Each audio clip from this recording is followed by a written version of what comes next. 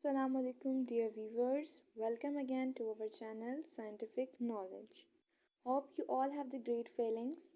I have made it for the students who belongs to Sindh board and Punjab board from class 9th to FSC part 2 because it is a basic concept of cell that you have to clear this basic concept. Inshallah, we will close it in our today's lecture. So the objectives of our topic number 2 are an animal cell, a plant cell, similarities between in these cell, difference between in these cell. I have also declared you what is animal cell and what is plant cell. So today we are going from the point number 3, similarities between in these cell.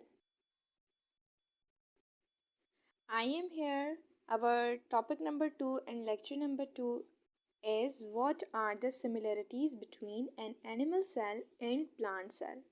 The explanation about this topic is number 1 point, an animal cell and a plant cell both are multicellular.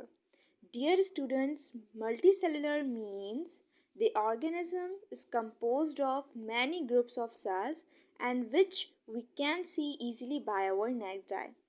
This point number 2 is their body are made up of many groups of cells that known as tissue. And point number 3, they both are eukaryotes having well-defined nucleus or cell. Dear students, eukaryotes is our previous lecture, and eukaryotes means those organisms which have the proper cells and have all the membrane bound organelles, and it is known as the eukaryote. Our point number 4 is they both containing membrane bound organelles because these are eukaryotes, so obviously they contain membrane bound organelles. Our point number 5 is each cell has same number of chromosomes, 46. So you have to know that and keep it in your mind, all the cells having the same number of chromosomes, and the number of the chromosome of human beings is 46, and each cell performs its biotic activity. These are the similarities which we have discussed, and now we are going to the our objective number 4, what are the difference between an animal cell and a plant cell. So difference is here, and it will come in your exams, especially for the grade 9th student and the 12th students. So our animal cell and plant cells difference is number 1 point, an animal cell is generally small in size as compared to the plant cell is generally large in size. That mean कि animal cell आपका size में small होते हैं और plant cell size में बड़े होते हैं. Second point, cell wall is absent and in the plant cell wall is present. मैंने आपको पहले बताया था डियर स्टूडेंट्स कि सेल वॉल आखिर फंक्शन क्या काम करती है. सेल वॉल का बेसिकली फंक्शन आपको स्ट्रेंथ प्रोवाइड करना होता है और आपको स्ट्रॉन्ग करना होता है. ठीक है, आप देखें प्लांट सेल्स के पास सेल वॉल थी तो इस वजह से वो आपको स्ट्रॉन्ग नज़र आ रहे हैं, एक जगह पर स्टक नज़र आ रहे हैं. And the third one is animal cell have many small vacuoles in cytoplasm and plant cell have one large vacuole in centre. अब वैक्यूल एक सेल ऑर्गेनल है and vacuole membrane bound organelle है. ठीक है जी, और वैक्यूल ऑर्गेनल का क्या काम है? वैक्यूल का काम एक एयर कंटेनिंग और फूड कंटेनिंग पार्टिकल होता है ये. ठीक है, अगर आपके सेल के अंदर वो चीज़ें ज़्यादा हो गई हैं जो बेनिफिशियल भी हैं तो वैक्यूल क्या काम करते हैं, उन चीज़ों को अपने अंदर स्टोर कर लेते हैं और वक्त पड़ने पर उसका इस्तेमाल कर लेते हैं. ठीक है, एनिमल सेल में वैक्यूल्स बहुत छोटे छोटे होते हैं साइज़ में और बहुत ज़्यादा होते हैं, जबकि प्लांट सेल में आपका वैक्यूल सिर्फ एक होता है और बहुत बड़ा होता है. Chloroplast is absent in the plant cell. So you have to know that chloroplast एक पिगमेंट है, कौन सा पिगमेंट? ग्रीन पिगमेंट है। दिस वन क्लोरोप्लास्ट आपका कौन सा पिगमेंट है? ग्रीन पिगमेंट है, ठीक है। और ये आपका एनिमल में एब्सेंट होता है। क्यों एब्सेंट होता है? क्योंकि आपको एनिमल्स ग्रीन नज़र आते हैं? नो, इस वजह से ये आपके एनिमल सेल में एब्सेंट होता है और प्लांट सेल में ये प्रेजेंट होता है। क्योंकि आपके प्लांट्स के लीव्स जो हैं वो ग्रीनिश कलर के होते हैं, तो क्लोरोप्लास्ट पिगमेंट इसलिए उनके अंदर होता है। और बेसिकली ये 3 पिगमेंट्स होते हैं, क्रोलोप्लास्ट, क्रोमोप्लास्ट एंड ल्यूकोप्लास्ट। जब हम सेल ऑर्गेनल की तरफ आएंगे dear 9th class students, so we will discuss in deeply, so don't be confused about it. And plastids are absent. Plastid एक बॉडी है, प्लास्टिड्स एक बॉडी होती है, यहाँ पे हो जाता है प्लास्टिड एक बॉडी होती है जिसके अंदर आपके 3 पिगमेंट्स होते हैं। एक पिगमेंट तो आपका ग्रीन होता है, ठीक है, जिसका नाम क्या होता है? क्लोरो, ठीक है। दूसरा पिगमेंट आपका वाइट होता है, तो उसको मैं ब्लैक से शो ही कर रही हूँ। एक वाइट होता है जिसका नाम होता है ल्यूको, ठीक है। तीसरा पिगमेंट आपका होता है क्रोमो, ठीक है, उसको हम पर्पल से शो कर देते हैं, क्रोमोप्लास्ट, ठीक है। यानी क्रोमो में बहुत सारे कलर्स होते हैं except the green and the white. और ये आपका जो है ये आपका वाइट कलर है, सही है, आपका वाइट कलर है। अब प्लास्टिड्स बॉडी एनिमल सेल्स में होती नहीं है, तो बेसिकली उनके पास वो पिगमेंट्स भी नहीं होते, जबकि प्लांट सेल में क्रोलोप्लास्ट होता है, ये दैट्स मीन ग्रीन पिगमेंट। तो प्लास्टिड्स बॉडी होती है तभी पिगमेंट्स होते हैं। अब उनका अनदर पॉइंट है प्लांट सेल का, इट कैन चेंज पोजीशन और मूव अबाउट, कि एनिमल सेल अपनी पोजीशन को चेंज कर सकता है, ठीक है। यानी हम एनिमल्स जो हैं, ह्यूमन बींग्स भी एक एनिमल्स ही हैं, वो अपनी पोजीशन को चेंज कर सकते हैं, एक जगह से दूसरी जगह जा सकते हैं, मूवमेंट कर सकते हैं, ठीक है, जबकि प्लांट सेल मूवमेंट नहीं कर सकते। और इनका एनिमल सेल्स का डिफरेंस है कि nucleus lies in the centre of the cell, कि न्यूक्लियस जो है, ठीक है, जो सेंट्रल एक बॉल थी हमारी, होप यू नो दैट, एक हमारे पास सेल था और सेंटर में एक बॉल थी, और उस बॉल के अंदर हमें अपना डीएनए नज़र आ रहा था, ठीक है।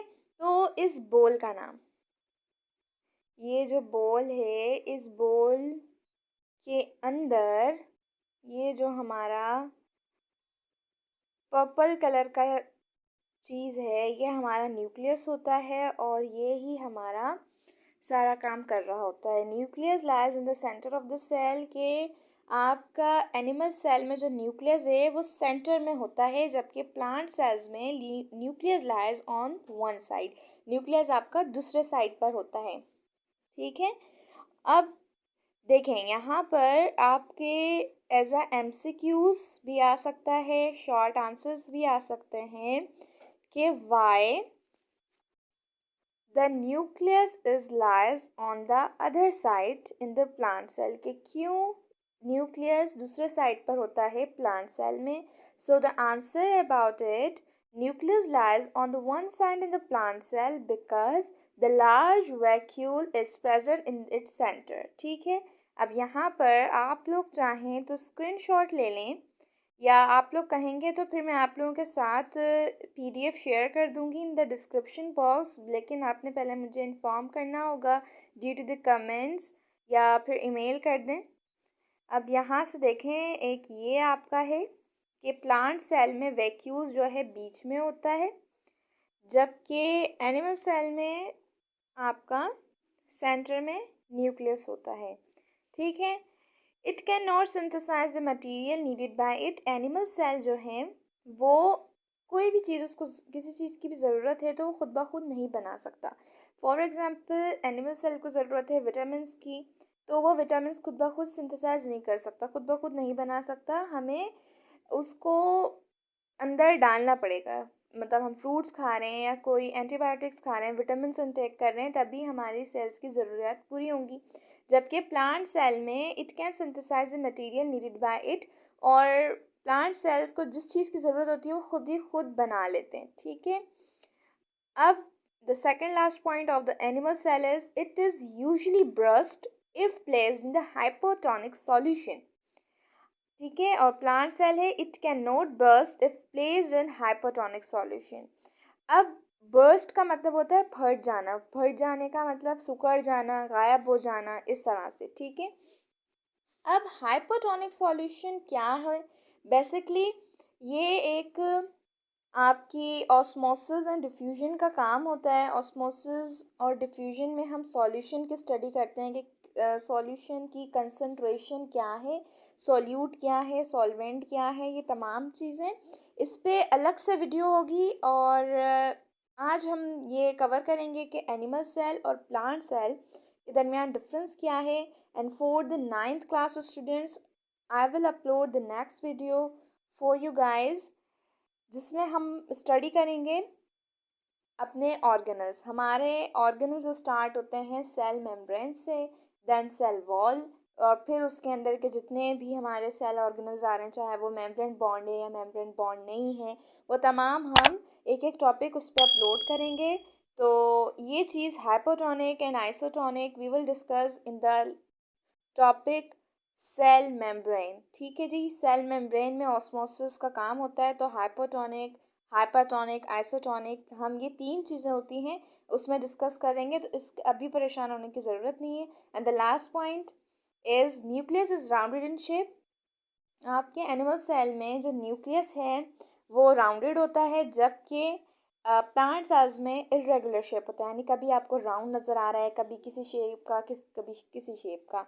ठीक है जी, आप ये अल्हम्दुलिल्लाह हमारा ये topic basic concept regarding the cell, what is the eukaryote, prokaryote, what is the difference between an animal cell and a plant cells, what are the similarities between these, so ये आज हमारा कंप्लीट हो गया है। इंशाल्लाह next video आप लोगों की सेल ऑर्गेनल से रिलेटेड होगी, और जो जो वीडियोस इस चैनल पे अपलोड हो रही हैं, these all are very important for your exam preparation. And इस बात का ख्याल रखें कि आपके एग्ज़ाम में जो है आप उतना लिखा करें जितनी ज़रूरत हो। जो क्वेश्चन पूछा जा रहा है ना, आप एक ही पॉइंट को डिफरेंट डिफरेंट वे से लिखते हैं। सो जो एग्जामिनर होता है, जो चेक कॉपी कर रहा होता है, he is not mad, she is not mad, so be careful about it. तो आप चाहें तो इसके screenshots during the videos screenshots ले लें, और अगर किसी को पीडीएफ की ज़रूरत हो तो वो फिर ईमेल या फिर इन द कमेंट बॉक्स कह सकता है। ठीक है, thanks for watching, and if you guys like it, to stay tuned with scientific knowledge, and don't be forget to share, like and subscribe our channel.